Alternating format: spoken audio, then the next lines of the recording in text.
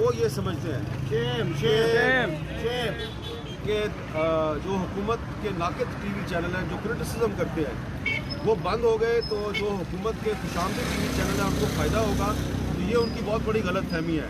ہم نے یہ دیکھا ہے پاکستان کی جو تاریخ ہے وہ ہمیں بتاتی ہے کہ مختلف حکومتوں کے ترجمان اخبار ہوں یا ٹی وی چینل ہوں وہ عوام الناس جو ہے وہ پاکستان کے عوام بڑے سمجھدار ہیں, وہ ان کو پذیرائی نہیں بخشتے.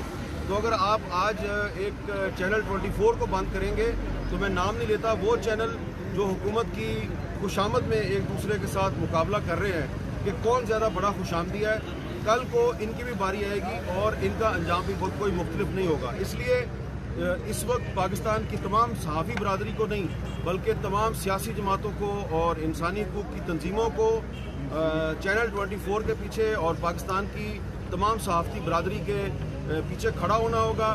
اور ہمیں اس وقت ایک جنگ لڑنی ہوگی, ایسی ہی جنگ جیسی 2017 میں جب مسلم لیگ نون کی حکومت نے پیمرا کے ذریعے ٹی وی چینلز پر پابندی لگائی تھی تو ہم نے یہاں اسی جگہ پر سکوت میڈیا کیمپ لگایا تھا. اور اس سکوت میڈیا کیمپ میں اس وقت جو ہے وہ شیخ رشید صاحب آتے تھے, وہ وزٹ کرتے تھے. اس وقت یہ شبلی فراز صاحب آتے تھے, وہ وزٹ کرتے تھے اور ہمارے ساتھ یکجہتی کا اظہار کرتے تھے.